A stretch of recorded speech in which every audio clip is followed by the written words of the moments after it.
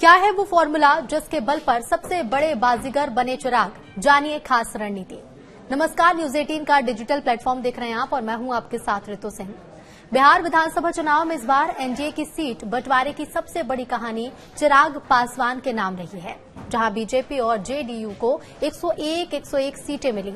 वहीं हम और आरएल को 6 सीटों पर संतोष करना पड़ा है, जबकि लोजपा ने 29 सीटें अपने नाम पर की हैं। ये संभव हुआ चिराग के 61 फॉर्मूले और उनके सटीक राजनीतिक तर्कों के दम पर। छोटे सहयोगी होते हुए भी उन्होंने बड़ी पार्टियों को अपनी बात मानने पर मजबूर कर दिया और अब उनकी रणनीति ने बिहार के चुनावी समीकरण ही बदल दिए हैं। तो बिहार विधानसभा चुनाव के लिए एनडीए में सीटों का बंटवारा आखिरकार तय हो गया है। भारतीय जनता पार्टी और जनता दल यूनाइटेड को 101 सीटें, जबकि हिंदुस्तानी आवाम मोर्चा और राष्ट्रीय लोक मोर्चा को 6 सीटें मिली हैं।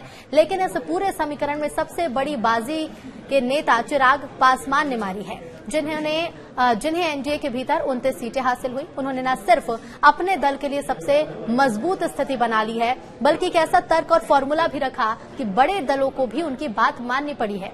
61 का फॉर्मूला मास्टर स्ट्रोक बनकर निकला। चिराग पासवान ने एनडीए की सीट बंटवारे की बैठकों में शुरुआत से ही एक साफ फॉर्मूला रखा। 61 का फॉर्मूला यानी हर लोकसभा क्षेत्र में औसतन 6 विधानसभा सीटें होती हैं, तो उसी के आधार पर विधानसभा सीटों का बंटवारा होना चाहिए। उन्होंने तर्क दिया कि बीजेपी और जेडीयू के पास 12 लोकसभा सीटें हैं, ऐसे में दोनों को 72 सीटें मिलनी चाहिए, न कि 100 से ज्यादा।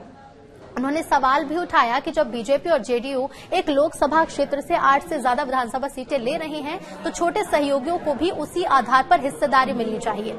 उनका कहना था कि अगर हमारे 5 सांसद हैं तो हमें भी उसी अनुपात में सीटें दी जानी चाहिए।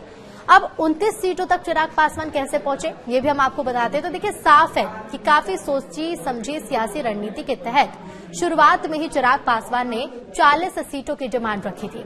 उन्होंने तर्क दिया था कि अगर एक लोकसभा क्षेत्र में 8 सीटें भी माने तो 5 लोकसभा क्षेत्रों के हिसाब से 40 विधानसभा सीटें बनती हैं। लेकिन बातचीत के क्रम में वो इस संख्या पर 29 पर सहमत हो गए।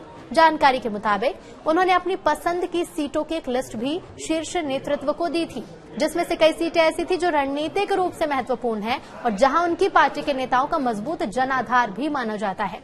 इनमें कई ऐसी सीटें भी हैं जहां पिछले चुनाव में लोजपा का प्रदर्शन बेहतर रहा था। यहां फिर एनडीए के लिए आसान जीत की स्थिति बन सकती है।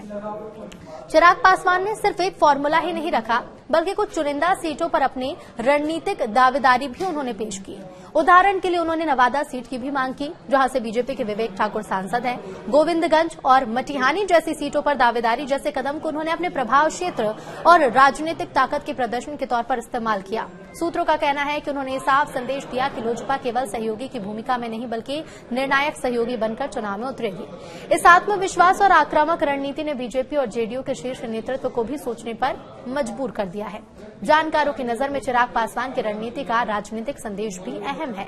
एनडीए में सबसे छोटे सहयोगियों में गिने जाने के बावजूद उन्होंने सीटों का एक बड़ा हिस्सा अपने पक्ष में खींच लिया और ये न सिर्फ लोजपा रामविलास की संगठनात्मक क्षमता को दिखाता है, बल्कि ये भी बताता है कि चिराग पासवान खुद को बिहार की राजनीति में एक निर्णायक खिलाड़ी के रूप में पेश करना चाहते हैं। उनकी पार्टी के पास न तो बीजेपी या जेडीयू जैसी संसदीय ताकत है, न ही पूरे राज्य में व्यापक नेटवर्क है, लेकिन उन्होंने तर्क और दबाव दोनों के संतुलन से अपने पक्ष में स्थिति जरूर बना ली है। जेडीयू बीजेपी पर चिराग पासवान भारी पड़ते भी नजर आए हैं। एनडीए के भीतर लोजपा रामविलास को 29 सीटें मिली, पार्टी के लिए बड़ी उपलब्धि से माना जा रहा है। इससे चिराग पासवान को न सिर्फ अधिक सीटों पर अपनी राजनीतिक पकड़ मजबूत करने का मौका मिलेगा, बल्कि चुनावी रणनीति में भी उनका रोल अहम हो जाएगा। इस फॉर्मूले के जरिए चिराग पासवान ने यह साबित कर दिया कि वो सिर्फ राजनीति के फ्रंट फुट पर खेलना जानते हैं, जबकि गठबंधन की गोटी भी अपने हिसाब से चलवा सकते हैं। चिराग की रणनीति से कुछ समीकरण भी बदलते हुए नजर आ रहे हैं। देखिए, जानकारों का ये कहना है कि एनडीए में सीट बंटवारे का गणित भले ही औपचारिक रूप से तय हो गया हो, लेकिन असली जीत रणनीति के स्तर पर चिराग पासवान की मानी जा रही है। उन्होंने जिस समझदारी से लोकसभा सीट बनाम विधानसभा सीट का एक फॉर्मूला पेश किया, उससे उन्हें बड़े खिलाड़ियों के बराबर खड़ा कर दिया गया।